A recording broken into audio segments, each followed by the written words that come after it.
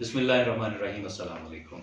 آج ہمارے ساتھ موجود ہیں آصف لقمان قاضی صاحب۔ جماعت اسلامی نے ان کو نئی ذمہ داری تفویض کی ہے، ڈائریکٹر امور خارجہ کی، تو اس کے حوالے سے آج ہم آصف لقمان قاضی صاحب سے بات کریں گے۔ السلام علیکم سر، بہت وعلیکم شکریہ کہ آپ السلام نے ہمیں ورحمۃ وقت اللہ، دیا۔ بہت شکریہ۔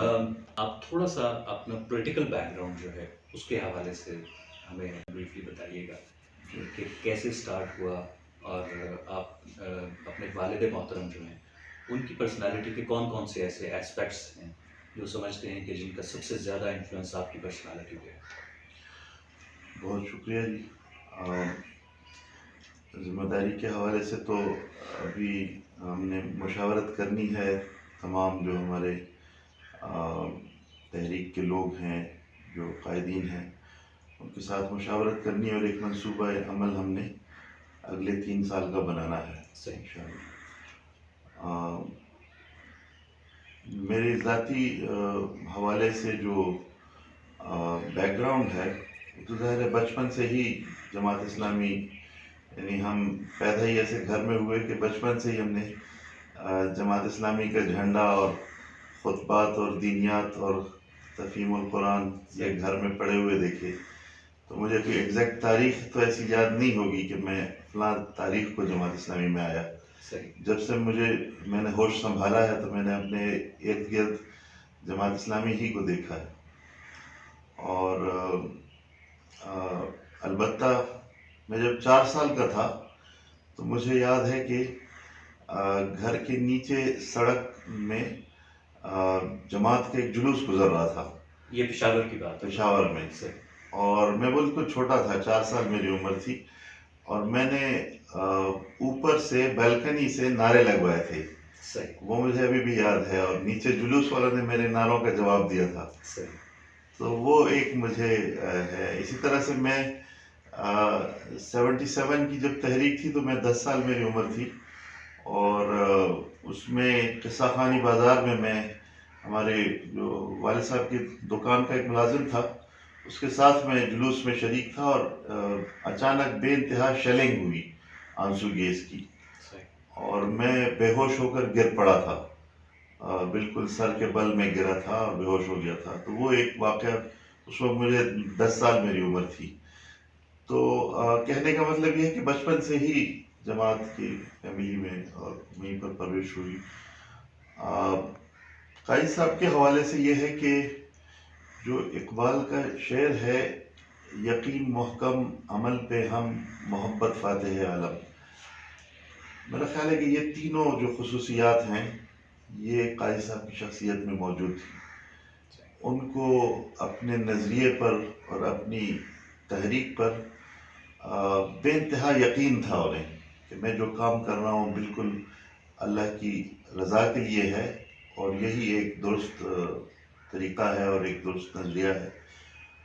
اور عمل پہ ہم تھا ان کا، جب سے وہ جماعت میں اسٹوڈنٹ لائف میں آئے ہیں اسلامی جمعیت طلبہ میں، اس کے بعد سے انہوں نے پیچھے مڑ کر نہیں دیکھا۔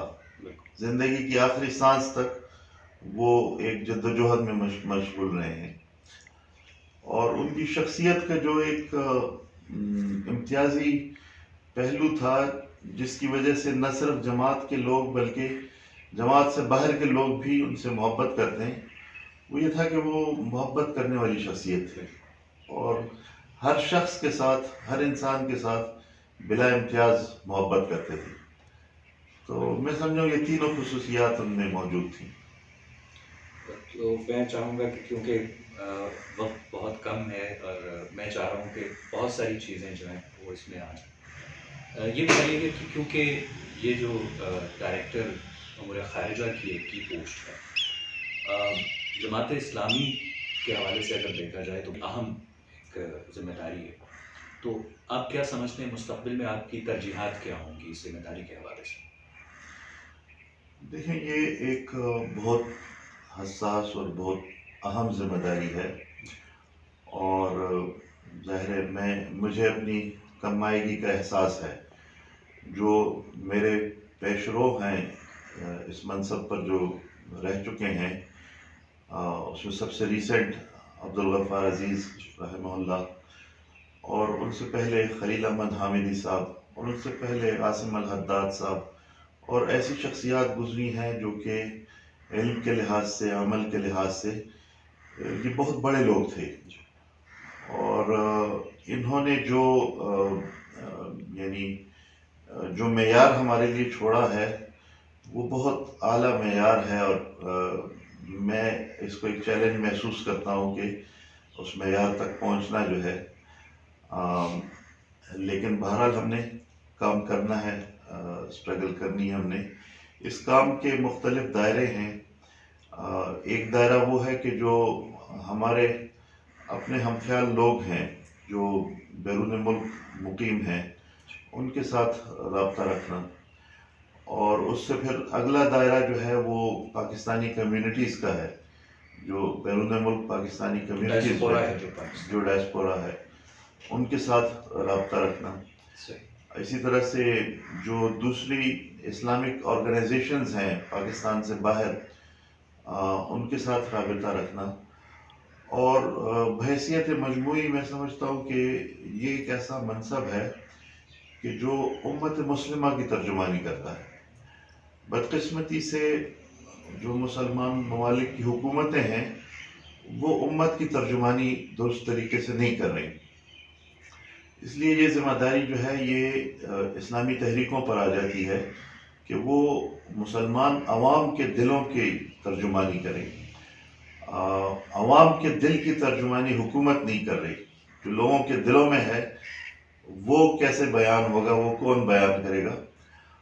اور اسلامی تحریکوں میں اخوان المسلمون اور جماعت اسلامی، یہ دو میجر اسلامی تحریکیں ہیں جو کہ منبع ہے سارا تحریکات اسلامی کا۔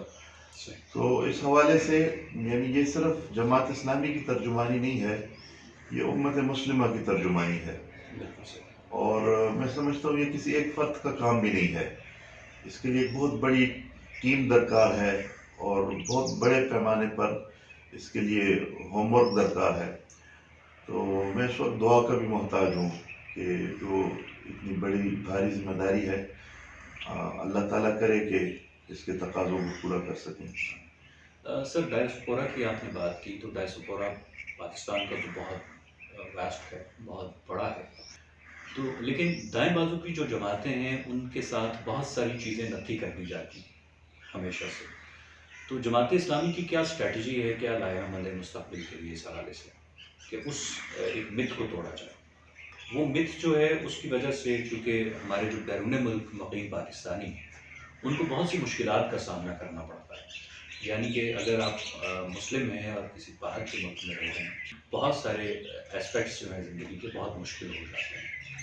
تو بیسیکلی میرا پوچھنے کا مقصد یہ تھا کہ جماعت اسلامی اس مت کو توڑنے کے لیے اپنا کیا کردار ادا کر سکتی ہے مستقبل میں؟ دیکھیں، ہم ہمیشہ ہماری کوشش رہی بھی ہے اور آئندہ بھی رہے گی کہ ہم ایک مین سٹریم تحریک کے طور پر عوام کے درمیان رہیں، اور ہم صرف ایک تنظیم کے طور پر نہ رہیں کہ جس کا اپنا ایک کیڈر ہوتا ہے اور وہ لوگ آپس میں ہی ملتے ہیں، آپس میں اٹھتے بیٹھتے ہیں، بلکہ ہماری کوشش یہ ہوگی کہ ہم پاکستانی عوام اور مسلمان عوام کی ترجمانی کریں، اور جو مین سٹریم ہے ہم اس کے ساتھ جڑ کر رہے ہیں۔ تو ہماری اب بھی یہی کوشش ہوگی کہ ہم عوامی دھارے کے اندر رہیں۔ دیکھیں، ایک تو یہ ہے کہ جیسے قائد صاحب کا بھی کہنا تھا کہ ہماری جو بنیادی شناخت ہے وہ حضور صلی اللہ علیہ وسلم کی امتی کے طور پر ہے، اور ہم اپنی شناخت کو محدود نہیں کرنا چاہتے، اور اس حوالے سے ہم کہہ سکتے ہیں کہ ہماری شناخت جو ہے وہ انسانیت ہے۔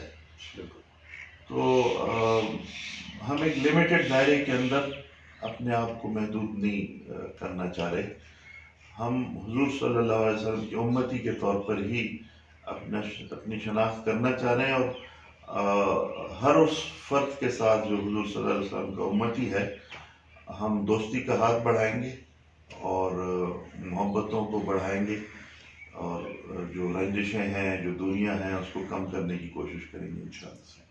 انشاءاللہ. سر یہ بتائیے گا کہ آپ کے علاوہ فیملی میں جیسے کہ سمیہ راحیل قاری صاحبہ ہیں، تو اس کے علاوہ بھی آپ کی فیملی سے لوگ ہیں جو کہ پالیٹکس میں جماعت اسلامی کے پلیٹ فارم سے ابھی ایکٹنگ ہیں؟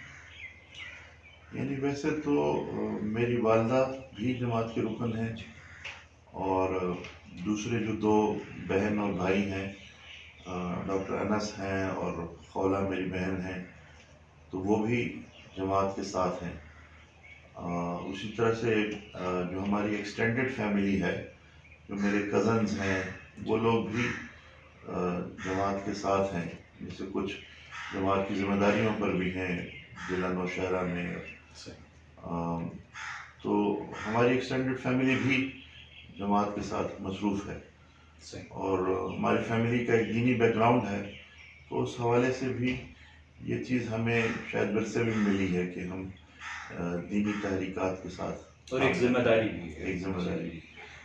تو جیسے کہ آپ نے اپنی کانسٹیٹوینسی کا بھی ذکر کیا، تو اس ذمہ داری کے بعد آپ کی کانسٹیٹوینسی میں اور یہ اس ذمہ داری میں آپ کا وقت جو ہے وہ ضرور بڑھ جائے گا، کس طرح سے مینیج کرنے کا اس کو سوچا ہے؟ یعنی یہ ایک ٹریڈ آف ہے کہ کانسٹیٹوینسی میں جو وقت ہے وہ ظاہر ہے پھر محدود ہو جائے گا جی. کیونکہ یہ جو ذمہ داری ہے اس کی اہمیت زیادہ ہے اور کانسٹیٹوینسی میں دیگر لوگ موجود ہیں، جو جماعت کی تنظیم بھی موجود ہے، تو میرا آف اینڈ آن تو وہاں پر چکر لگتا رہے گا لیکن زیادہ میں فوکس جو ہے وہ خارجہ امور پر کروں گا انشاءاللہ. انشاءاللہ. بہت شکریہ سر، آپ نے ہمیں وقت دیا. بہت آپ شکریہ. کو مکرر مبارکباد اس ذمہ داری کے لیے، اور آپ کے لیے دعا گو ہیں کہ اللہ تعالیٰ احسن طریقے سے اس ذمہ داری کو نبھانے کی توفیق عطا فرمائے. بہت شکریہ. جزاک اللہ. السلام علیکم.